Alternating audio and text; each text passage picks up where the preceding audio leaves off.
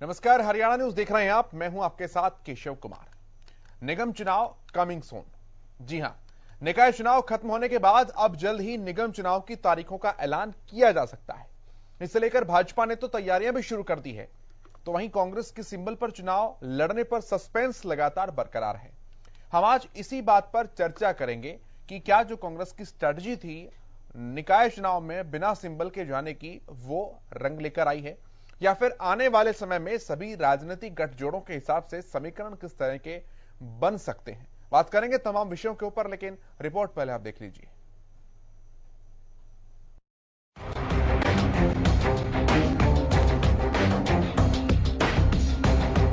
निकाय चुनाव खत्म होने के बाद अब प्रदेश में निगम चुनाव कराने की कवायद तेज हो गई है।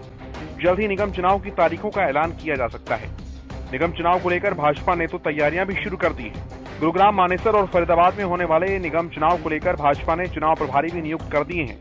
निकाय मंत्री कमल गुप्ता को गुरुग्राम का चुनाव इंचार्ज बनाया गया है। रामविलास शर्मा को मानेसर की जिम्मेदारी दी गई है, जबकि सांसद संजय भाटिया को फरीदाबाद का प्रभारी नियुक्त किया गया है। उलझन में कांग्रेस। तो इधर एक बार फिर हरियाणा कांग्रेस नई उलझन में पड़ गई है। पार्टी पर स्थानीय निकाय चुनाव के बाद अब नगर निकाय चुनाव अपने सिंबल पर लड़ने का दबाव पड़ रहा है। कांग्रेस ने शहरी निकाय चुनाव पार्टी सिंबल पर नहीं लड़ा, लेकिन गुरुग्राम, फरीदाबाद और मानेसर नगर निगमों के चुनाव सिंबल पर लड़ने का कांग्रेस पर भारी दबाव है। पूर्व सीएम भूपेंद्र हुड्डा के धड़े में ही कई लोग शहरी निकाय चुनाव सिंबल पर नहीं लड़े जाने के फैसले से नाराज हैं। इस बार वो पार्टी नेतृत्व पर तीनों नगर निगमों के चुनाव सिंबल पर लड़ने का दबाव बना रहे हैं, जबकि हरियाणा के 2 दर्जन शहरी निकायों में जीत हासिल करने वाली भाजपा तीनों नगर निगम के चुनाव भी सिंबल पर लड़ने की तैयारी में है। हालांकि निगम चुनाव में भाजपा जसपा गठबंधन पर सस्पेंस अब भी बरकरार है। फिलहाल निकाय चुनाव से हरियाणा में ठीक ठाक एंट्री करने वाली आम आदमी पार्टी भी निकाय चुनाव लड़ने की तैयारियों में जुटी हुई है। निकाय चुनाव में बंपर जीत से भाजपा के हौसले बुलंद हैं। ऐसे में क्या कांग्रेस निगम चुनाव में सिंबल पर चुनाव लड़कर भाजपा को चुनौती देने की कोशिश करेगी, या फिर निकाय की तरह ही निगम में भी सिंबल पर चुनाव लड़ने से किनारा करेगी? ये तो आने वाला वक्त ही बताएगा।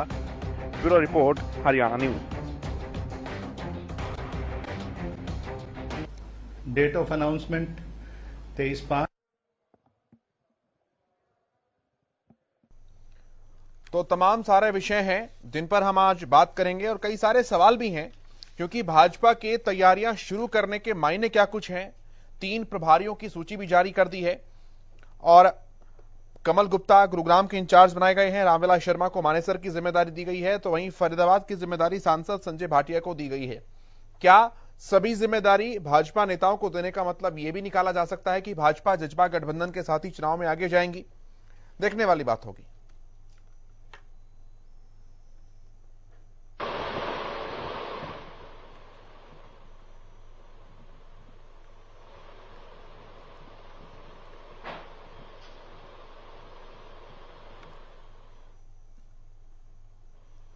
चलिए, जो पैनल मेरे साथ जुड़ा है, मैं सबसे पहले आपका परिचय कराऊं। हमारे साथ कृष्ण कुटेल जी हैं, आप इंडियन नेशनल लोकदल के प्रवक्ता हैं। अरविंद भारद्वाज जी हमारे साथ हैं, जननायक जनता पार्टी के प्रवक्ता हैं। राजनीतिक विश्लेषक के तौर पर योगेश कौशिक जी स्टूडियो में हमारे साथ मौजूद हैं, और जोगेंद्र मौर्य साहब कांग्रेस के प्रवक्ता हमारे साथ मौजूद हैं। सारिका वर्मा जी आम आदमी पार्टी से हमारे साथ जुड़ने वाली है, और सत्यव्रत शास्त्री जी भारतीय जनता पार्टी के प्रवक्ता हमारे साथ होंगे। बहुत स्वागत है आप सभी का हरियाणा न्यूज पर। सबसे पहले मैं एक इनिशियल कमेंट लूंगा। क्या लगता है निगम चुनावों को देखते हुए, क्योंकि तैयारियां राजनीतिक दलों ने तेज कर दी है, इसका मतलब सीधी सी बात है तारीखों की सुगबुगाहट नजदीकी समय में ही देखी जा सकती है। मैं पहला कमेंट लूंगा जोगेंद्र मौर्य साहब का इन सवालों के बीच। जी देखिए भविष्य जी, ऐसा है कि अभी नगर परिषद के चुनाव हुए हैं, नतीजे सबके सामने हैं। तो और हमने देखो नगर परिषद और नगर जो पालिकाओं के चुनाव पहले भी नहीं लड़े, लेकिन नगर निगम के चुनाव हम लड़ते हैं। नगर निगम के चुनाव हम लड़ते हैं। हमारे पार्टी के जो वरिष्ठ नेता हैं, उन्होंने कई बार जो है ये इशारा दिया है कि अब हम नगर निगम का चुनाव जो है वो सिंबल पर लड़ने वाले हैं। सिंबल पर लड़ने वाले हैं, ठीक है। मैं अरविंद भारद्वाज जी के पास आता हूं, पहली रिएक्शन लेते हुए, पहला कमेंट लेते हुए। अरविंद भारद्वाज जी। देखिए, जिस तरह से अभी नगर पालिकाओं के चुनाव हो, उसी तरह से जननायक जनता पार्टी और भारत मिलकर लड़ेंगे चुनाव। हमारा गठबंधन है प्रदेश में, गठबंधन की सरकार हम चला रहे हैं, और मुझे पूरा भरोसा है अपने पार्टी के कार्यकर्ताओं के दम पर कि इन चुनावों को भी तीनों जगह, जहां फरीदाबाद, गुरुग्राम और मानेसर, तीनों जगह जहां नगर निगम के चुनाव हैं, इनको हम जीतेंगे, गठबंधन जीतेगा। और मैं तो अच्छी बात है अगर कांग्रेस सिंबल पर चुनाव लड़ती है, कम से कम चुनाव तो होगा, वरना तो ये तो निर्दलियों को जो खड़े रहते हैं उनको अपना समर्थित उम्मीदवार बताकर झूठी वाहवाही लूटने का प्रयास करते हैं। अब ठीक है, कम से कम क्लियर तो रहेगा कौन कांग्रेस का है। तो और बाकी लोकतंत्र में चुनाव लड़ना सबका अधिकार है। आम आदमी पार्टी भी लड़े और भी जो राजनीतिक दल हैं वो भी लड़े। ये तो एक स्वस्थ प्रक्रिया है, लोकतांत्रिक प्रक्रिया है और जनता अपना मैंडेट देती है। जनता अपना जनता क्या चाहती है, क्या सोचती है, वो उसका पता करने का जरिया ये चुनाव ही होते हैं। और पीछे जिस तरह से जनता ने मैंडेट हमें दिया, उससे ये स्पष्ट रहा कि हरियाणा प्रदेश की जो सरकार है हमारी, उसकी नीतियों से जनता खुश है। ठीक है, और उन्होंने अपनी मोहर भी लगाई। इसी तरह से हमें पूरा भरोसा, आने वाले इन तीनों निगमों में भी गठबंधन जीतेगा। कृष्ण कुटेल साहब के पास में आ रहा हूं। कृष्ण कुटेल जी, क्या लगता है आपको, बताइए आप।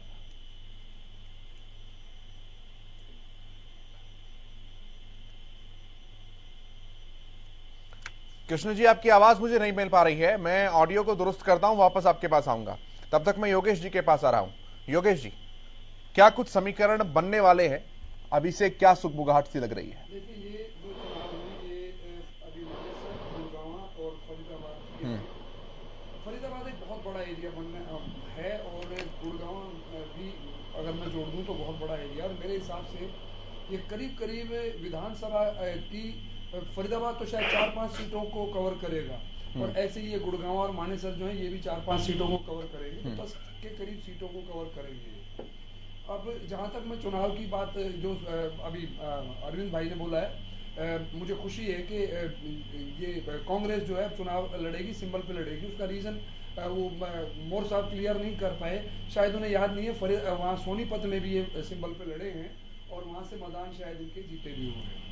तो ये अगर मैं गलत हूं तो करेक्ट कर देना मुझे कोई भी। तो सिंबल पे लड़ेंगे और ये अच्छी बात है, क्योंकि जब तक आप सिंबल पे नहीं लड़ोगे तो। योगेश जी, आपका ऑडियो ठीक नहीं आ रहा है, मुझे ऐसी कमांड है। मैं वापस आपके पास आता हूं एक बार इसे दुरुस्त करते हुए।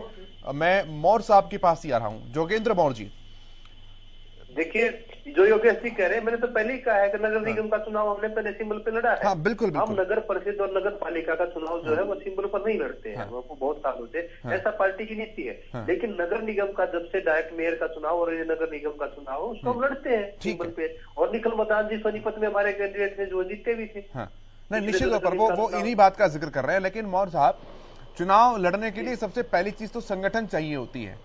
संगठन की मजबूती क्या आपको मानते हैं जैसे एक मजबूत चुनाव लड़ने के लिए होनी चाहिए, वैसी अभी कांग्रेस पार्टी की है? बिल्कुल। देखिए, कांग्रेस पार्टी एक आज 25 विधायकों के साथ आज हरियाणा का सबसे बड़ा विपक्ष भी कर रहा है।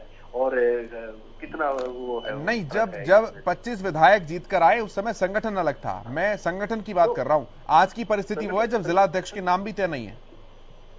ये देखो, अब अध्यक्ष अभी नए वो है। और आप ये देखिए, आप जहाँ पर ये बात कहते हैं जिला अध्यक्ष, वहाँ ये क्यों नहीं मानते कि अभी हमने यूथ कांग्रेस का चुनाव करवाया है। यूथ का बहुत बड़ा मतलब भागीदारीता है चुनाव में। आजकल यूथ का बहुत बड़ा रोल है। अब यूथ कांग्रेस का अगर बूथ स्तर पर चुनाव किसी ने करवाया और कांग्रेस की सदस्यता चलाई, कांग्रेस ने चलाई है साझेदार जरूर। तो इसीलिए हम संगठनात्मक रूप से मजबूत है। कोई अगर ये मुगालते में कि कांग्रेस का कहीं भी, आप ये बताइए कांग्रेस का संगठन कहाँ कमजोर है, किस प्रकार की कांग्रेस? नहीं, राजनीतिक दल तो ये कहते हुए भी चुटकियां लेते हैं ना कि कांग्रेस ही कई तरह की धड़ों में बटी हुई है। एक शैलजा कांग्रेस, एक हुड्डा कांग्रेस, एक उदयभान कांग्रेस। देखिए, ऐसा है, ये लोकतांत्रिक पार्टी है। वैचारिक मतभेद होना एक अलग विषय है और सबकी आकांक्षा, महत्वाकांक्षा राजनीतिक पार्टियों में उस पद पर सब ज्यादा चाहते हैं, सब अपनी पार्टी से चाहते हैं। ऐसा नहीं है। अरे क्या मतलब भाजपा और जसपा गठबंधन है?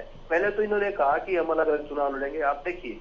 और फिर इन्होंने इकट्ठा चुनाव लड़ा। इकट्ठा चुनाव लड़ने के बाद भी आपने कई जगह डबवाड़ी या कई जगह ऐसी स्थितियां आई होंगी जहाँ एक दूसरे के कार्यकर्ता खिलाफ बोलते नजर आए हैं। तो दूसरों पर मतलब किसी प्रकार की उंगली उठाना बड़ा मतलब स्वाभाविक सी बात हो गई है और बड़ा आसान सा लगता है। लेकिन कांग्रेस कहीं भी किसी भी प्रकार से कमजोर नहीं है। जैसे मैंने पहले ही कहा कि यूथ कांग्रेस के जो चुनाव हमने करवाए वो देखिए किस प्रकार से संगठनात्मक रूप से मजबूत हो और कहीं भी किसी प्रकार की गुटबाजी कांग्रेस में नहीं।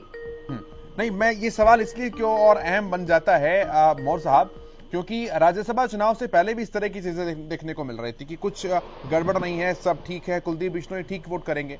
हालांकि बात पुरानी हो चुकी है, लेकिन कथनी करने के अंदर अंतर जो है, आप लोगों को कार्यकर्ता पे भरोसा है, बहुत अच्छी बात है, होना चाहिए, लेकिन कार्यकर्ता क्या कर जाते हैं वो बाद में पता लगता है, और फिर अब पछताए होत क्या, चिड़िया चुग गई खेत, ऐसी सिचुएशन हो जाती है। एक आध व्यक्ति के विश्वासघात से, और अगर मैं ये कहूँ कि चीज की एक टांग मतलब वो है, अब आप ये देखिए कि मतलब एक, और अगर वो कहाँ राजनीतिक उनका भविष्य, कहाँ राजनीतिक सोच, कहाँ राजनीतिक चीजें इस प्रकार से वो होती, ठीक है, उन्होंने पार्टी के खिलाफ विद्रोह किया और उसका वो खामियाजा भुगतेंगे, लेकिन इसका मतलब ये तो नहीं कि पार्टी में अब यहाँ तो मतलब क्या मौर्य साहब, वो खामियाजा भुगतेंगे वो अलग बात है, लेकिन नुकसान तो पार्टी को हो गया ना सर, एक सीट चली गई हाथ से।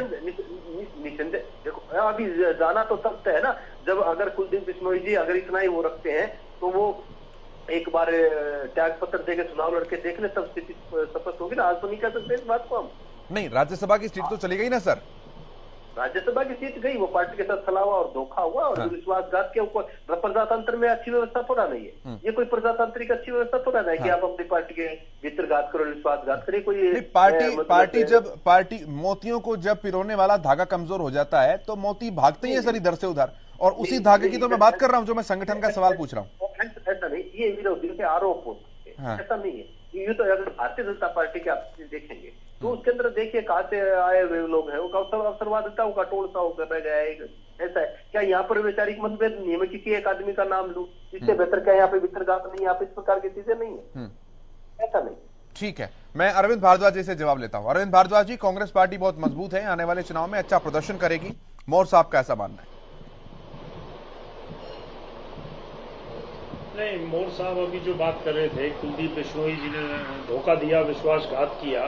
कुलदीप बिश्नोई जी ने तो जो किया वो किया, उनके विश्वासघात से या उनके खिलाफ वोट डालने से कांग्रेस का प्रत्याशी नहीं हारा। कांग्रेस का प्रत्याशी जो हारा वो एक और विधायक ने जो वोट खराब किया असलियत में उससे हारा, क्योंकि कुलदीप बिश्नोई जी का तो पहले से ही पता था कि वो कांग्रेस के खिलाफ वोट डालेंगे, परंतु एक और जो विधायक था वो कौन था? आज तक कांग्रेस पार्टी ये नहीं बता पाई, आज लगभग 17-18 दिन 19 दिन उन बातों को हो गए, आज तक ये लोग ये जांच करके नहीं बता पाए कि वो कौन विधायक था जिसने जानबूझकर अपना वोट खराब किया, जिसकी बदौलत कांग्रेस राज्यसभा में चुनाव हारी। आज तक नहीं बता पाए, जबकि उसमें करना कुछ नहीं है, कोई जांच नहीं होनी है, सिर्फ इनके प्रभारी जो विवेक बंसल जी हैं उनसे एक बार पूछना है कि साहब वो कौन विधायक था जिसने वोट खराब किया, क्योंकि उन्होंने सबका वोट देखा था, उन्हें पता है, पर ये नहीं कर पा रहे इस काम को। हो सकता है ना वो इसलिए डिस्क्लोज नहीं कर रहे हो कि पार्टी के अंदर और ज्यादा बगावत हो जाएगी इस बात को लेकर भारद्वाज जी, जिसे बचाने का प्रयास, स्ट्रेटेजी हो सकती है, उसे सही या गलत आप लोग कह सकते हैं, लेकिन वो उनकी रणनीति है। नहीं, उसमें ना देखिए मैं बताऊं, जो हम राजनीति कर रहे हैं, राजनीतिक पार्टी के सदस्य हैं, तो हमारा कुछ भी व्यक्तिगत नहीं रह जाता, हमारा जीवन सब सारा सार्वजनिक है। और फिर ये जो चुनाव था वो तो राजनीतिक चुनाव था, वो इनके घर में क्या हो रहा है वो उस पर डिस्कस नहीं कर रहे हैं। ये तो समाज, ये तो जो जनता है, प्रदेश की जनता है, विपक्षी दल है, विरोधी जो दल है, वो सब पूछेंगे इनसे, उसका तो जवाब इन्हें देना पड़ेगा। आज तक ये जवाब नहीं दे पाए, वो कौन था। दूसरा, ये कहते हैं कि इन्हें संगठन की जरूरत नहीं है, ये मजबूत है। तो साहब, आपके जो पिछले चुनाव हुए हैं, चाहे वो विधानसभा 2019 का चुनाव रहा या उससे पहले 14 का, आपके दोनों ही चुनावों के समय संगठन नहीं था। जब अशोक तंवर जी थे तब आप लोगों ने संगठन नहीं बनने दिया, उसके बाद शैलजा जी आई तब आप लोगों ने संगठन नहीं बनने दिया। मैं हुड्डा साहब की बात कर रहा हूँ, हुड्डा एंड कंपनी। और अब जो स्थिति है, अब तो ये कहा जा रहा है कि फुल फ्लैश पावर है हुड्डा साहब को, तो अब क्या दिक्कत है? अब तो संगठन बनाए, अब भी इन पे संगठन नहीं बन रहा। तो ये स्थिति कांग्रेस की। अभी एक और घटना बताता हूं मैं, चलिए, ये तो जो हुआ कल इन्होंने एक प्रदर्शन किया पूरे राष्ट्रीय स्तर पर, जो अग्निवीर जो हरियाणा में देखा, ज्यादातर जिलों में ये स्थिति थी कि इनके नेताओं ने दो 3 जगह अलग अलग विरोध प्रदर्शन के तंबू लगा रखे थे, कहीं 20 आदमी, कहीं 50 आदमी, कहीं 40 आदमी अलग अलग बैठे हुए थे। हमारे फरीदाबाद में तो ये स्थिति थी कि 2 गुट बने, आपस में बहस हुई और उसके बाद दोनों गुट अपने अपने घर चले गए बिना प्रदर्शन किए। तो ये स्थिति है इनकी, ये कल की घटना है। बहुत पुरानी बात नहीं करना। ठीक है, मैं जवाब लूंगा, इस बात के ऊपर भी रिएक्शन लूंगा, लेकिन हमारे साथ सत्यव्रत शास्त्री जी जुड़ चुके हैं, भारतीय जनता पार्टी के प्रवक्ता हैं, और सारिका वर्मा जी आम आदमी पार्टी की तरफ से हमारे साथ जुड़ चुके हैं। बहुत स्वागत है, थोड़ा देर से आप जुड़े। मैं ओपनिंग कमेंट ही ले रहा हूं अभी तो। शास्त्री जी, निगम चुनावों को लेकर सुगबुगाहट एक बार फिर से सुनने को मिल रही है और कह रहे हैं कि भारतीय जनता पार्टी की तैयारी तो एडवांस चल रही है, 3-3 प्रभारी भी नियुक्त कर दिए गए।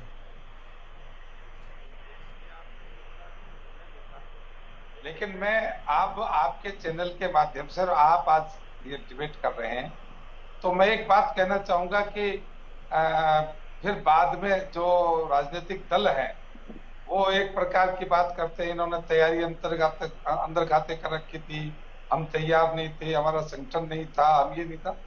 अब सबके सामने चीज आ गई। और बड़ी बात यह है कि अभी अभी स्थानीय निकाय चुनाव संपन्न हरियाणा में हुई है, तो कोई ये नहीं कह सकेगा कि हमारा संगठन नहीं था, हम तैयार नहीं थे, अब की बार आके देखना, अब हम ये धरती पाड़ देंगे। तो वो धरती पाड़ने की जो तैयारी है, कांग्रेस के बंधु और आप आदमी पार्टी, ये दोनों अच्छे तरह समझ लो कि कहां से धरती किनको पाड़नी है और पीछे जो बच गई उसकी कसर कैसे पूरी करनी है।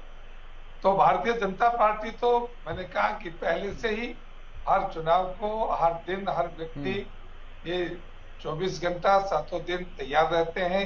हमारा तंत्र जो है, जब हम 2 थे तो भी सक्रिय था, आज 500 है तो भी सक्रिय है और आगे भी सक्रिय रहेंगे। हम अपनी ताकत को बढ़ाते हुए देखकर अहंकार में, अति संवेदना के अंदर नहीं जाते कि भाई हमें तैयारी की आवश्यकता नहीं है। ठीक है, सब लोग को उसकी आवश्यकता है, तो भी जनता के बीच जाने के लिए, मुद्दों को लेकर जाने के लिए, कार्यकर्ताओं को सक्रिय करने के लिए, जिनसे पार्टी का नेतृत्व करवाना है, उनसे लेकर सबकी तैयारियां पार्टी को करनी चाहिए और सभी को करनी चाहिए, क्योंकि लोकतंत्र की जो तो खूबसूरती है वो विभिन्न राजनीतिक दलों के कारण से है। हाँ। और यदि वो किसी न किसी बहाने से चुनाव का बहिष्कार करते हैं, चुनाव में नहीं जाते और फिर बहाना, वो कह रहे हैं इस बार के हम सिंबल पर आएंगे, अच्छी बात, हाँ।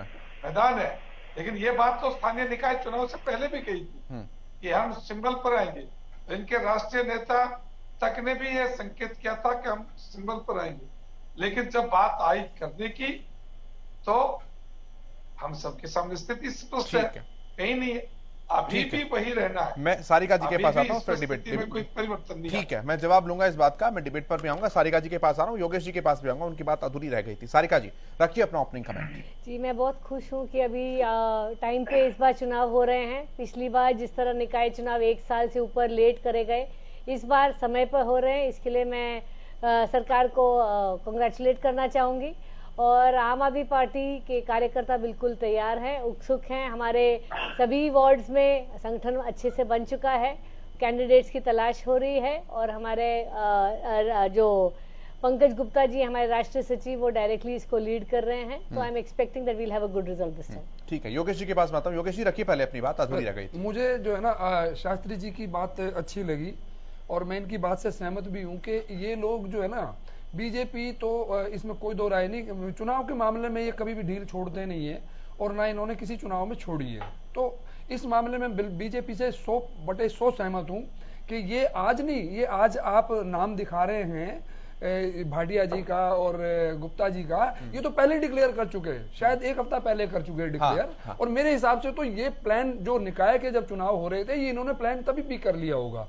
तो मैं बीजेपी से इस बारे में बहुत ज्यादा, मतलब लोगों को, औरों को भी सीख लेनी चाहिए इनसे कि चुनाव लड़ना है तो कैसे लड़ना है, नहीं लड़ना है तो पहले ही बहाना ढूंढ के पहले ही मना कर दो। Number 1 part. नंबर 2, जेजेपी के अरविंद भारद्वाज जी ने भी जो बातें बोली हैं कि आप जब पब्लिक डोमेन में हैं, जो राज्यसभा का जिक्र हुआ, शास्त्री जी उस टाइम पे नहीं जुड़े थे, पब्लिक डोमेन में आप अगर हैं तो आपकी एक वोट जो खराब हुई है, तो जो जिसने भी खराब की है, जिसकी भी खराब की है, वो चाहे मैं उसका वोटर हूं उस एमएलए का या नहीं हूं, पर मुझे भी ये अधिकार है ताकि कल को चुनाव जब आते हैं तो जनता उसके बारे में क्या अपना ओपिनियन बनाएगी।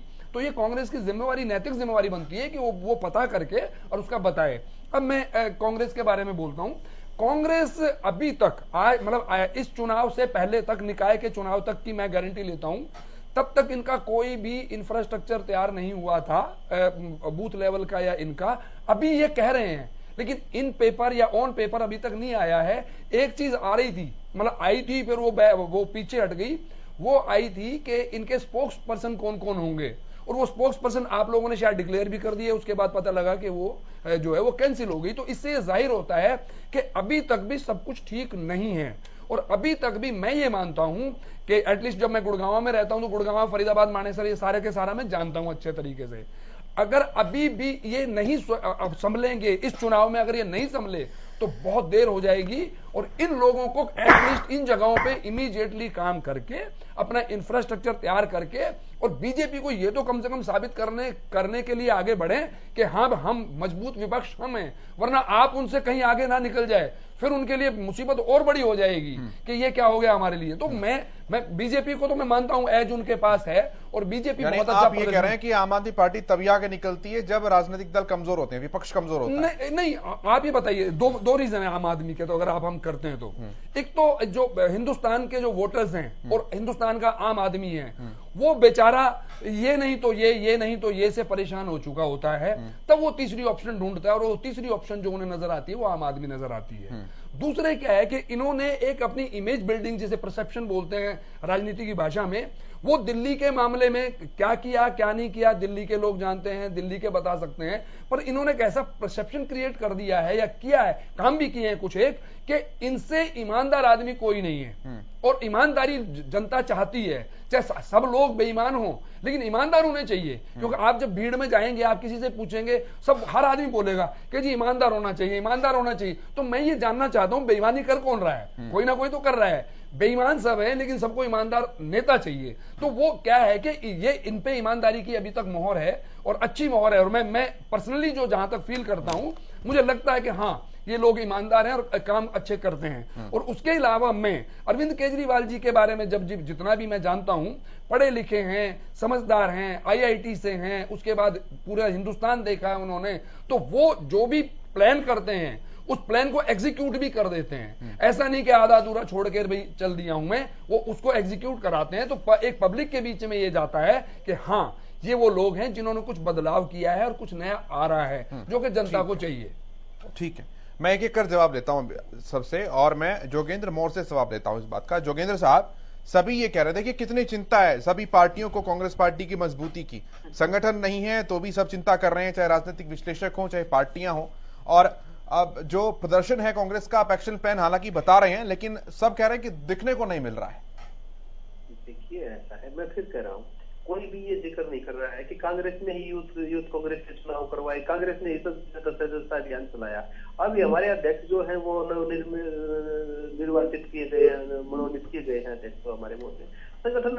और कांग्रेस पार्टी को किसी प्रकार से, ना तो इस प्रकार से कोई ऐसा है कि हमारा हर बूथ लेवल पर संगठन है, सिर्फ पदाधिकारियों की एक आम राय बनाकर एक जो है लिस्ट तो जारी करनी है। वो ऐसा कुछ नहीं है कि जिस प्रकार से ये कहा जाए एक बात है, और जो बात मतलब कई बार तो ऐसी स्थितियां होती हैं कि ये नहीं पता चलता। मौर्य साहब, मैं माफी चाहूंगा बीच में रोकने के लिए, लेकिन आप कह रहे हैं कि पदाधिकारियों के सिर्फ लिस्ट ही तो जारी करनी है, मतलब इतनी सहजता से कह रहे हैं जैसे घर के चीनी मसालों की लिस्ट जारी करनी हो। अरे सर, पार्टी के पदाधिकारियों की लिस्ट जारी करना ही सबसे बड़ी महाभारत होती है। ऐसा नहीं है। कांग्रेस के पास बहुत चेहरे हैं, कांग्रेस के पास बहुत पुराना संगठनात्मक अनुभव है। ऐसा कतई कोई ऐसी बात नहीं है जिस प्रकार से कहे कि मतलब कांग्रेस के पास अनुभव की कमी है, या कांग्रेस पार्टी है जिसके पास सबसे ज्यादा राजनीतिक अनुभव है। ऐसा नहीं है कि कोई किसी प्रकार से कोई ऐसी चीजें कही। और रही बात जो बात कर रहे थे, अब आप देखिए आम आदमी पार्टी कह रहे थे पंजाब में 100 दिन तो वे सरकार बने, संगरूर का चुनाव हार गए, वहां से हार गए जहां से मुख्यमंत्री ने त्याग पत्र दिया था। तो भारत के लोकतंत्र को समझने के लिए भारत की राजनीतिक व्यवस्था को इतना आसान और इतनी आसान नहीं है किस तरीके से किस प्रकार की को बात की जाए, ये एकदम से कोई बात कही जाए। और अब ये जो नगर परिषद के चुनाव है जिसपे ताजा अब भारतीय जनता पार्टी आंकड़ों का खेल करके उत्साहित हो रही है। आप देखिए कि 2018 का जो चुनाव हुआ था, स्थानीय निकाय का चुनाव, उसमें 49% वोट आई थी भारतीय जनता पार्टी को। 2020 में 39% आई है, और 2022 में सिर्फ 26% वोट रह गई। और अगर आप देखेंगे सारी पार्टियां चुनाव लड़ रही थी, जहां ये बात कहते कि कांग्रेस ने चुनाव लड़ा, कांग्रेस की नीति थी, कांग्रेस ने कोई पहली ऐसा तो नहीं कि पहली बार स्थानीय जो नगर परिषद के, हमने पिछली बार नगर निगम का चुनाव लड़ा और सोनीपत के मैं जवाब लूंगा शास्त्री जी से इस बात का। एक मिनट रुकिए और निर्दलीयों को 52% वोट पड़े हैं। अब वो सभी पार्टियां जब चुनाव लड़ रही थी, सभी पार्टियां सिंबल पे चुनाव लड़ रही थी, उनके विरुद्ध तो पड़ा है वो वोट है। ठीक है, मैं शास्त्री जी से जवाब लूंगा। उससे पहले मैं एक बार योगेश जी के पास आ रहा हूँ।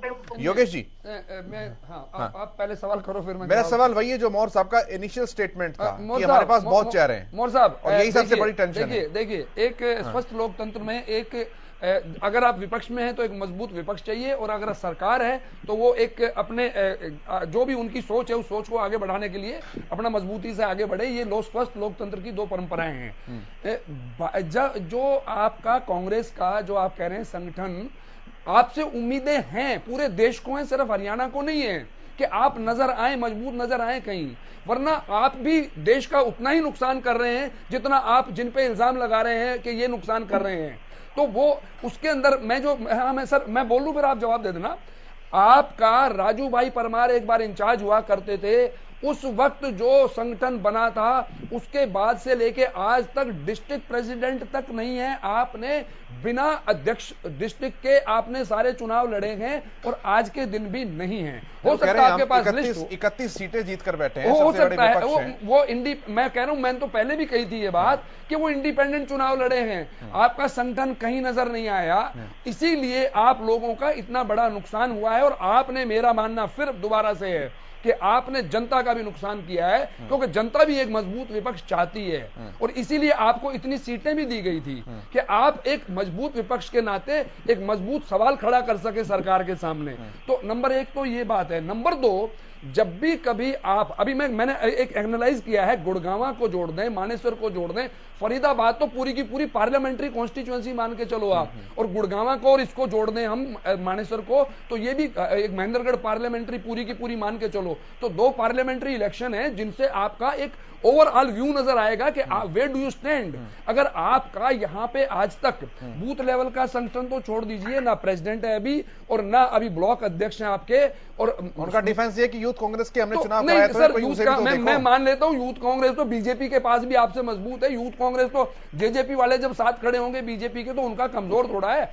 आप अपने सामने जिन्हें देख रहे हैं उनके मुकाबले में खड़ा करेंगे ना।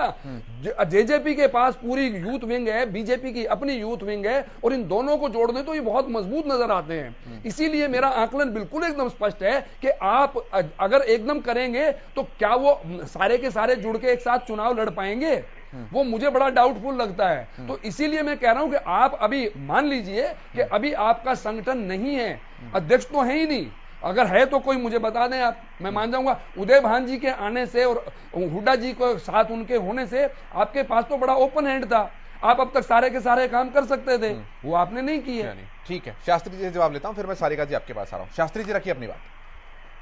देखिए, मैं जो बात कह रहे थे कि भारतीय जनता पार्टी का मत प्रतिशत घट रहा है, उनको शायद राजनीतिक विश्लेषण करना नहीं आया।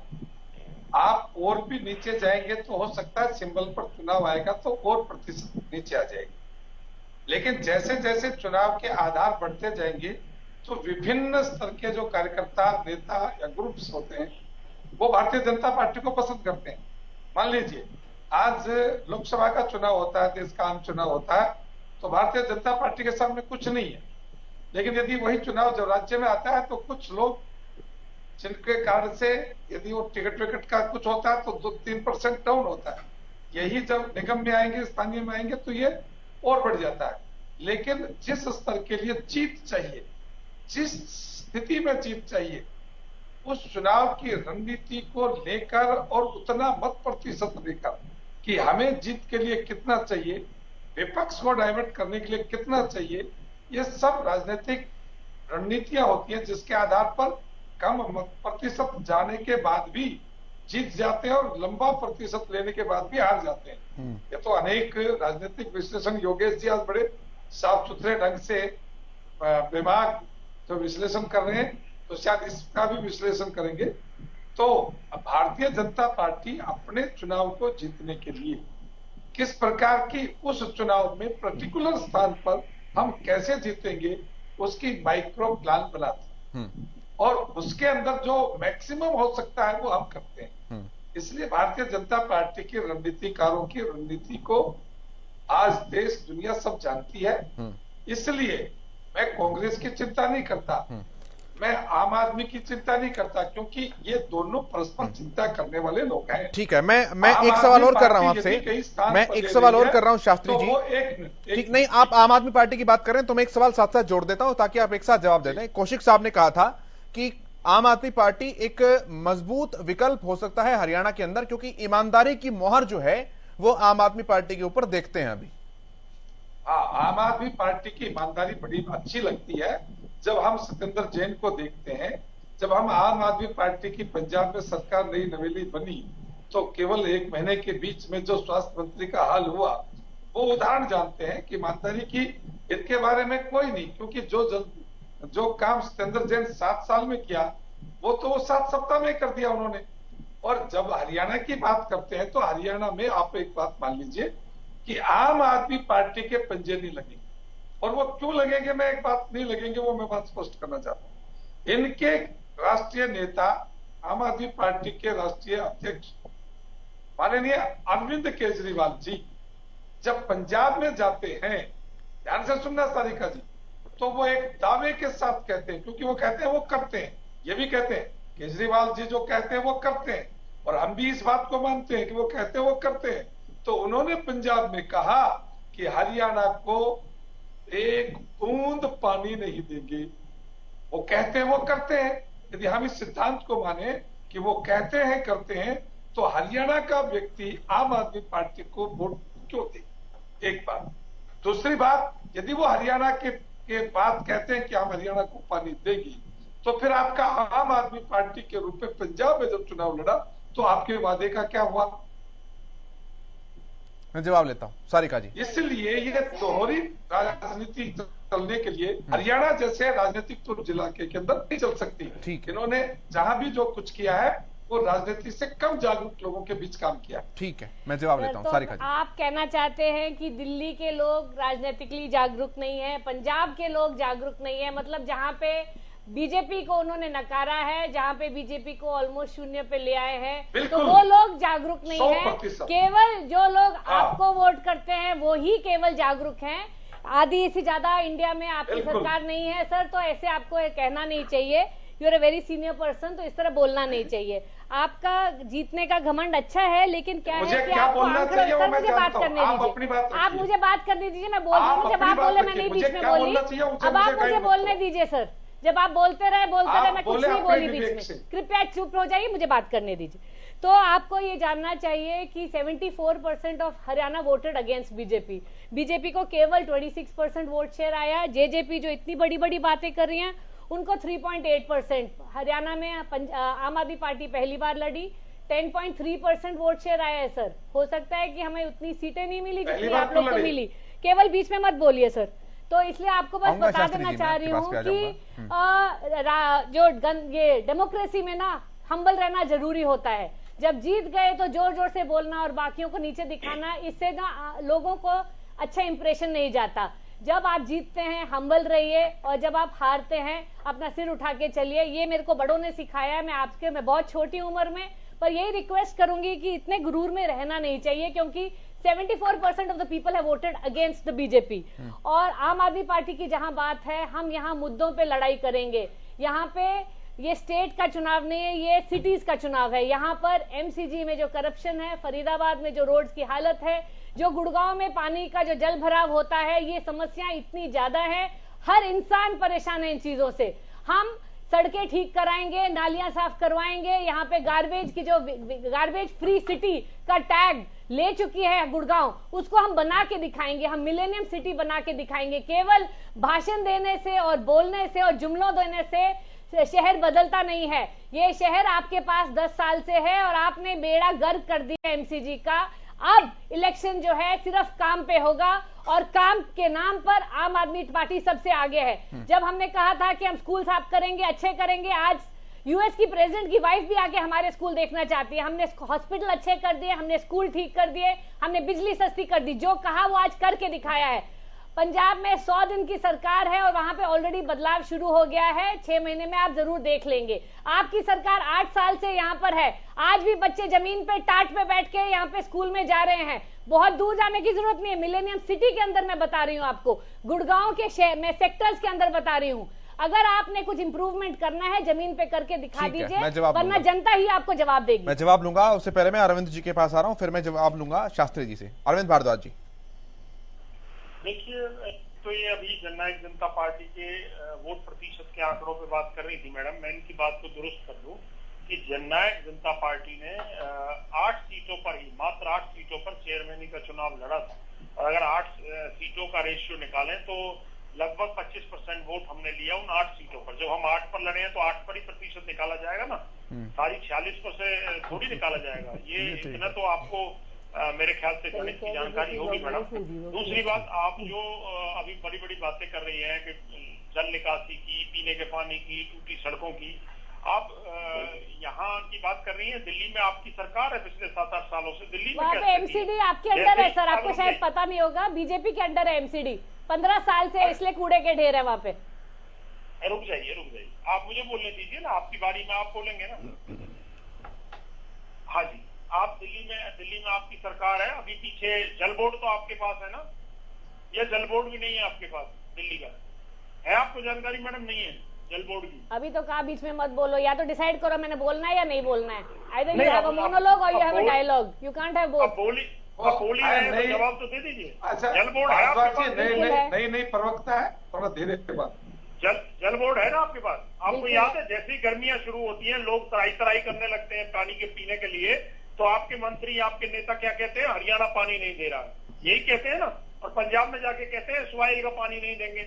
मतलब पंजाब से जो हरियाणा को पानी मिलेगा वो तो नहीं देंगे, और हरियाणा से जो दिल्ली को पानी मिलना है वो जितना मिलना चाहिए उतना मिल जाता है, उसके बावजूद भी और ज्यादा चाहिए आप लोगों को। क्यों? क्योंकि आप पानी की पूर्ति नहीं कर पाते दिल्ली की जनता के लिए। ये स्थिति है दिल्ली की। आप जो दोगली नीति चलती है ना आम आदमी पार्टी, ये एक्सपोज हो चुकी है। जो भी 46 सीटों पर चुनाव हुआ चेयरमैनी का, आप अकेली ऐसी पार्टी है जो 46 सीटों पर लड़ी है। पता आपको? पता मैडम, आपको जानकारी है? अकेली ऐसी पार्टी है जो 46 सीटों पर लड़ी है। ना बीजेपी लड़ी है ना जेजेपी लड़ी है, क्योंकि हम अलायंस में लड़े थे। आप अकेले 46 सीटों पर चेयरमैनी का चुनाव लड़े, जिनमें से मात्र एक नगर पालिका की सीट आई है। और जो 10% बता रहे हैं ना, 90% वो लोगों ने आपके अगेंस्ट वोट डाला है। आप लोगों के सिर्फ 10% वोट मिला है आपको उसमें, और एक सीट आई आपकी 46 में से। उसके बावजूद आप कहते हैं लहर चल गई है हमारी। कहाँ, कौन से ख्वाबों की दुनिया में जी रहे हैं आप? कहाँ स्वप्न लोक में जी रहे हैं? हरियाणा आपके बातों में आने वाला नहीं है। हरियाणा इन चिकनी चुपड़ी बातों में फंसने वाला नहीं है, क्योंकि हमने पंजाब का और दिल्ली का हाल देख लिया है। आप दिल्ली में कुछ कहते हैं, हरियाणा में कुछ कहते हैं, पंजाब में। ये दोगली नीति अब लंबी नहीं चलने वाली। ठीक है, आपकी एक्सपोज। मैं शास्त्री जी के पास आता हूँ, फिर मैं आगे बढ़ूँ। आपके खिलाफ वोट। ठीक है शास्त्री जी, ये आप याद रखना, रखिए अपनी बात। देखिए, मैं कह रहा था कि हरियाणा की जनता जो है वो पॉलिटिकल रूप से बहुत जागरूक है। इन्होंने कहा कि जहां जहां भारतीय जनता पार्टी है वो जागरूक है, जहां भारतीय जनता पार्टी नहीं है वहां जागरूक नहीं है। निश्चित रूप से मैं इस बात को समर्थन के अंदर कहता हूं कि भारतीय जनता पार्टी अपने अलायंस के साथ, उन मुद्दों के साथ देश के अंदर राजनीति करती है जो इस देश समाज को ऊंचा ले जाने के लिए काम करते हैं। वही लोग हमारे साथ रहते हैं जो राष्ट्रीय मुद्दों को, इस देश को दुनिया की ताकत बनाने प्रयास में हमारे साथ देते हैं। हम उनके साथ काम करते हैं। अब सुनिए, आगे जो लोग भारत की अस्मिता के लिए, भारत के स्वार्थ जागरूक होकर वोट नहीं डालता, तो जागरूकता कैसे मानेंगे उसकी हम? इसलिए जहां अभी भी आपकी इच्छा रहने की 3 महीने की सरकार के अंदर कैसे कैसे आपको वहां खालिस्तान के नारे लगते, कैसे कैसे लोग खालिस्तान के। चलिए ठीक है शास्त्री जी, मैं उस डिबेट पर नहीं आ रहा, वो एक अलग एस्पेक्ट हो जाएगा। हम हरियाणा के परिप्रेक्ष्य में ही बात कर रहे हैं। पार्टी की तो पार्टी जब शासन करेगी तो तुलना हरियाणा में तो जब करेंगे तो पंजाब को देख लेंगे या दिल्ली को देख लेंगे। जब इनको इसका आईना नहीं दिखाएंगे तो हरियाणा की तो चुपड़ी चुपड़ी बात करके आएंगे। और ये हरियाणा के लोगों से कहते हैं कि आप हमारी सरकार बनाओ, हम पानी लेंगे। तो कैसे लाओगे पानी? हमारा राष्ट्रीय नेता तो कहता है कि पानी की बूंद नहीं देंगे। तुम कहते हो कि हरियाणा में हमारी सरकार बनाओ। हरियाणा से क्या देना है आपको पंजाब और दिल्ली को, जो हरियाणा नहीं दे रहा, जिससे कि आप हरियाणा की सत्ता लेकर पंजाब को दिल्ली को देना चाहते हैं। हमें बताइए, हम अभी आज ऑन एयर बात करते हैं कि हरियाणा से क्या अपेक्षा है पंजाब को, क्या अपेक्षा है दिल्ली को, जो हम हरियाणा के रूप में उनको नहीं दे पा रहे, तो बताएंगे आपको। ठीक है सर, मैं जवाब लूंगा। मैं कृष्ण कुटेल जी के पास आ रहा हूं, हमारे साथ जुड़ चुके हैं, इंडियन नेशनल लोकदल के प्रवक्ता हैं। कुटेल साहब, आपकी बात भी अधूरी रह गई थी, और दूसरी बात मैं ये भी जानना चाहूंगा कि निगम चुनाव जो है उनकी तारीख क्या आने वाली है? सभी ने तैयारियां शुरू कर दी है, लोकदल की क्या तैयारियां हैं?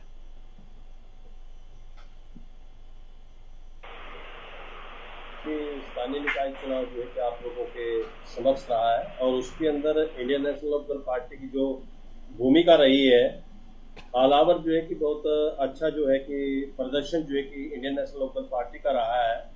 और अभी नगर निगम का चुनाव जो है कि वो नजदीक है, और उसके लिए जो है कि अभी आपका डिबेट के अंदर जो है कि अच्छी डिबेट आप लोगों ने रखी है, उसके लिए आप धन्यवाद के पात्र हैं। और उसके अंदर जो है कि 3 जुलाई को जो है कि हमारी सिरसा के अंदर जो है कि इंडियन नेशनल लोकदल पार्टी की जो है कि वो बैठक है, उस बैठक के अंदर जो भी निर्णय होगा वो आपके समक्ष आएगा। लेकिन स्थानीय निकाय चुनाव जो है कि हमने लड़ा है, और नगर निगम का चुनाव भी जो है कि हम लड़ेंगे। क्योंकि इंडियन नेशनल लोकदल पार्टी का जो वोट ग्राफ था और वो काफी डाउन में था, लेकिन इस चुनाव के अंदर जो है कि इंडियन नेशनल लोकदल पार्टी का जो ग्राफ है वो काफी अप हुआ है। और जैसे कि बहन सारिका जी भी बोल रही थी कि इंडिपेंडेंट का जो परसेंटेज रहा, ऑल ओवर जो परसेंटेज रहा है वो 50.21 का रहा है।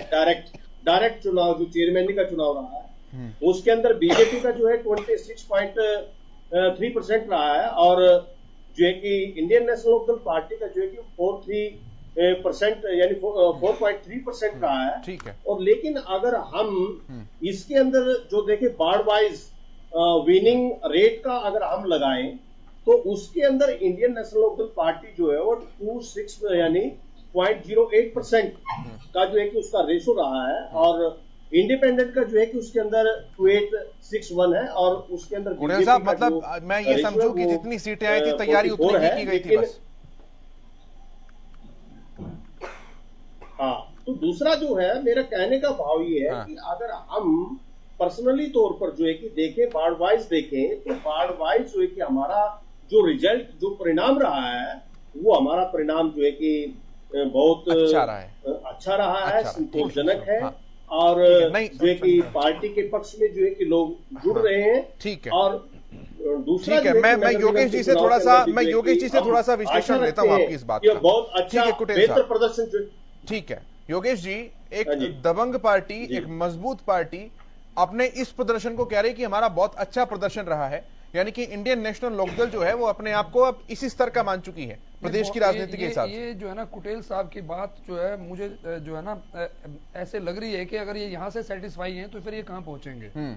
मैंने एक बात पहले भी कही थी, आज मैं फिर कह रहा हूँ कि सिर्फ और सिर्फ जेजेपी एक ऐसी पार्टी है जो अपनी मदर पार्टी को छोड़ के आई, और उसने अपनी मदर पार्टी को खत्म कर दिया लगभग। ठीक है, और इसको मैं यहां से भी जोड़ देता हूं कि जब अभय सिंह जी को पार्टी मिली थी तो उनके पास 30 के आसपास एमएलए थे, ऐसे नहीं कि यूं ही छोड़ उनको मिल गई थी। और उस 30 के बाद वो 1 पे आ गए हैं, और अब निगम पे भी वो जो निकाय वगैरह के हुए हैं शायद उसमें भी 1 ही सीट के आसपास हैं। वो परसेंटेज पे कहीं भी पहुंच जाए उसमें कोई कुछ रखा नहीं है। एक वक्त ऐसा था कि इनेलो जो है ड्राइविंग सीट पे होती थी, बीजेपी उनकी बैक सीट पे होती थी। लेकिन अब आंकड़े बिल्कुल उलट चुके हैं, बीजेपी ड्राइविंग पे है और ड्राइविंग पे रहती नजर आ रही है मुझे तो बरसों बरस अब नंबर 1। और अगर ये इनका एटीट्यूड ये है कि हम इतने में खुश हैं, तो ये और खतरनाक बात है इनकी पार्टी के लिए भी। अब ये तो सबसे पुरानी पार्टी है मेरे हिसाब से, अब कांग्रेस और बीजेपी और इनको जोड़े तो लेकिन आम आदमी पार्टी भी तो 1 सीट जीत गई है। तो ये आम आदमी जो कल आई उनके मुकाबले में ये खुश हैं, आम आदमी 1 जीत गई इसलिए खुश हैं। बीजेपी तो चल खैर सबसे ज्यादा जीती है तो उन्हें तो खुश होना ही होना चाहिए। तो मैं ये कह रहा हूं कि जेजेपी से ये अगर या तो जेजेपी से कंपेयर करें या बीजेपी से करें, कांग्रेस तो लड़ी नहीं, ये तो आपसे अपने आप को कंपेयर कर रहे हैं कि हम इतने में खुश हैं, इतनी परसेंटेज आ गई, इतना आ गया, उतना। अगर ये है तो this is very dangerous for INLD. मुझे इनमें अच्छे जो है ना आगे बढ़ने के कई हालात नजर नहीं आते, या इन्होंने कुछ ऐसा प्लान किया हो कि अगले चुनाव में हमने इससे मिलके या उससे मिलके चुनाव लड़ना है। ठीक है, तो बात दूसरी है। ठीक है कुटेल साहब, मैं एक बहुत छोटा सा जवाब लेता हूं आपसे। आपसे आगे तो वो पार्टी निकल गई जो कि कल ही प्रदेश में आई है, नई नवेली पार्टी है। देखिए, ऐसा है कि प्रकृति का नियम है बदलाव। और अभी जो भाई बोल रहे थे कि पहले जो है कि ये ड्राइविंग सीट पर होते थे, और इसमें कोई दो राय नहीं बात है, हम ड्राइविंग सीट पर ही होंगे। और जो हमारा संगठन है वो संगठन बड़ा मजबूत है। हमारे 16 विंग है, और पार्टी के अंदर जो टूटन पहले हुई है, लेकिन उसकी खाई को जो है कि पाटने का काम जो है कि इंडियन नेशनल लोकदल पार्टी ने किया, चौधरी अभय सिंह चौटाला जी ने किया है। और आज बड़ी मजबूती के साथ जो है कि स्थानीय निकाय चुनाव के अंदर जो है कि वो चुनाव लड़ा गया है, और अच्छा प्रदर्शन इंडियन नेशनल लोकदल का रहा है। 8 की एक सीट के ऊपर है। तो मैं पूछना चाहूंगा, जो नरवाना सीट वो किसकी है? मैं पूछना चाहूंगा, रतिया वाली सीट वो किसकी है? डब वाली सीट तो हमारा जो है कि वो जीते हैं। और ये सारी सीटें आपकी होती थी, पूरा एरिया इलाका आपका होता था। सर आपका सारा एरिया सारा इलाका होता था, इसलिए मुझे अफसोस हो रहा है। अभी अफसोस की कोई बात नहीं है। तो दूसरा क्या है कि अभी चुनाव जो है कि नजदीक है, नगर निगम का है, उसके अंदर आपको पता चल जाएगा। उसके बाद जो है कि विधानसभा का चुनाव भी होगा। विधानसभा चुनाव के अंदर निगम का तो और भी मुश्किल होने जा रहा है, जो है कि पूरा शहरी चुनाव है कुटेल साहब। 8 साल, अरे 8 साल पिछला मुझे पता है, मुझे अच्छी प्रकार से पता है। आपके सीएम चौधरी मनोहर लाल खट्टर जी करनाल के अंदर आकर के जो है कि 3 दिन पहले जो है कि वो उन्होंने आंसू बहाए थे कि हम चुनाव नहीं जीत रहे हैं, और अब तो तुम्हारी बहुत हालात खराब है। आप किसान जो है कि वो जो उनके ऊपर अत्याचार हुए वो भूले नहीं है। मजदूर लोग जो है कि जो अत्याचार आप लोगों ने किए हैं कि वो भूले नहीं है। और आप जो युवाओं के ऊपर जो कुठाराघात कर रहे हैं, बेरोजगारी का मामला है, महंगाई चरम सीमा पर है, लोग भूले नहीं है। और शहरों के अंदर जो है कि अवश्य जो है कि आप नगर निगम का जो चुनाव है, क्योंकि वहां की सड़कों की हालात बड़ी खस्ता है, जल भराव की समस्या, अरविंद भारद्वाज जी से जवाब लेता हूं इस बात का, और फरीदाबाद के अंदर, मेवात के अंदर जो है कि ये तमाम समस्याएं जो है कि वो सब लोग जो है कि वो देख रहे हैं, जानते हैं। और इसका जो है कि बदला जो है कि चुनाव के अंदर जो है कि आपको जरूर जो है कि वो मिलेगा। अरविंद जी के पास आ रहा हूं। अरविंद भारद्वाज जी, देखिए इनके पास कुछ नहीं, गिनी चुनी 4-5 लाइनें हैं, उनको ही पिछले 10-15 सालों से बोलते चले आ रहे हैं। कोई विषय नहीं है जिस पर ये बात कर सकें। असल में जनता से दूर रहने, यही नहीं पता कि जनता खुश है या दुखी है, जनता की क्या परेशानियां हैं, क्या सुविधाएं जनता को मिली। Arvind ji, Indian national Lokdal party जनता के बीच में है। आपकी बारी आएगी, दोबारा फिर मिलेगा आपको। मैं रुका हूँ, अपने समय का इंतजार रुके हुए हैं सर, एक पे रुके हुए हैं। हाँ, जनता ने रुकने के लिए कहा हुआ है, रुक जाइए। तो आज हरियाणा की अगर बात करें, देखिए पीछे जो रिजल्ट रहा, अब इनेलो पे तो मैं क्या बात करूं, हम कांग्रेस की चर्चा कर रहे थे कि पिछला चुनाव ये नहीं लड़े, परंतु नगर निगम चुनाव अगर ये लड़ने का दावा करते हैं तो देखिए हम तो स्वागत करेंगे इनके इस फैसले का। लड़ना चाहिए, परंतु पहले अपना संगठन तो पूरा कर लें। मैंने अभी कल की इनकी जो प्रदर्शन था उसका भी जिक्र किया था, उस पर इन्होंने जवाब नहीं दिया कि वो क्या स्थिति थी, आपस में गुटबाजी क्यों रही, आपस में जगह जगह आमने सामने अलग अलग तंबू लगाकर क्यों बैठी थी। जो कांग्रेस आज कबीलों में बटी हुई है, वो सभी कबीलों ने, सभी गुटों ने अपने अपने अलग अलग तंबू लगाए प्रदर्शन करने के लिए, कहीं 20 आदमी, कहीं 30 आदमी, कहीं 40 आदमी, इस तरह से ये स्थिति अमून थी। दूसरा ये कहते हैं कि युवा कांग्रेस का हम चुनाव कराया। युवा कांग्रेस का चुनाव तो आप लगातार कराते रहे हैं। 2014 के जो चुनाव थे उसमें भी कराया था, 2019 में अभी हुए विधानसभा उस समय भी कराया हुआ था। उसका क्या रिजल्ट रहा? उसमें तो कोई फायदा आपको हुआ ही नहीं। रही बात आपके जो जनरल बॉडी के इलेक्शन हैं वो, या जनरल बॉडी के जो पदाधिकारियों की नियुक्ति है, वो आप नहीं कर पाए। और जो आप इतनी आसानी से कह रहे थे लिस्ट ही तो आउट करनी है, जब मन करेगा कर देंगे, अभी एक लिस्ट आउट की तो थी आपने प्रवक्ताओं की, वो भी आप सूची जारी होने के बाद फिर दोबारा वो बैक कर गई। तो ये स्थिति है आपके साथ। एक और बात बताता हूँ मैं, कांग्रेस जब से देश आजाद हुआ तब से ही देश में राजनीति कर रही है, हरियाणा प्रदेश में राजनीति कर रही है। आज ये स्थिति है, मैं अपने शहर से अगर फरीदाबाद से देखता हूँ कि आज तक भी कांग्रेस पार्टी अपना कोई जिला मुख्यालय या जिला कार्यालय तक जिलों में नहीं खड़ा कर पाई। मतलब इनकी जो सोच है, इनकी जो संगठन को लेकर जो इंफ्रास्ट्रक्चर जो तैयार किया जाता है वो आज भी नहीं कर पाई। इनके आज ये स्थिति है, 8 सालों से संगठन नहीं है, इनके पास कहीं बैठने को जगह नहीं है कि 4 आदमी इनके इकट्ठा होकर कहीं मीटिंग कर सकें। तो ये किस तरह से दावे करते हैं। रही बात ये कहते हैं हमारी 31 सीटें आ गई, वो बिल्कुल हमारे विश्लेषक बिल्कुल सही कह रहे थे कि इंडिपेंडेंट तौर पर चुनाव लड़े गए, ये जीत गया। संगठन नाम की चीज तो कोई थी नहीं। संगठन की बारी जहां आती है वहां इनकी आपस में जूतों पजात हो जाती है। ठीक है, क्योंकि गुटों में बटे हुए लोग हैं। चलिए ठीक है, तो मैं आगे बढ़ता हूं और फाइनल कमेंट के साथ आता हूं सबके पास। शुरुआत में शास्त्री जी से कर रहा हूं। देखिए, इस आज की डिबेट के यदि हम फाइनल पर आए तो यहाँ कांग्रेस और आप आदमी पार्टी जो स्ट्रक्चर का तैयार करने की बात करती है और वो कह रहे हैं कि मुद्दों के ऊपर, विशेष रूप से आम आदमी पर मुद्दों पर चुनाव नहीं, मुद्दे जागृत करना और मुद्दे जागृत करके जनता को भटका के वोट लेना, ये हरियाणा में कम से कम। शास्त्री जी आवाज नहीं आ रही है, मैं आपकी ऑडियो ठीक करता हूं, दोबारा आऊंगा फिर आपके पास। मैं मोर साहब के पास आ रहा हूं, जोगेंद्र मोर साहब जी, फाइनल कमेंट सर। देखिए, यह है कि जिस प्रकार से स्थानीय निकाय के जो अभी चुनाव हुए हैं, नगर परिषद नगर पालिका के सभी पार्टियों ने चुनाव लड़ा, उसके बावजूद निर्दलीय जो है 52% वोट के साथ पूरा का पूरा चुनाव भारतीय जनता पार्टी का और जसपा के गठबंधन का अगर आप चुनाव देखेंगे तो हम ये करेंगे वो करेंगे इस पर लड़ा गया है।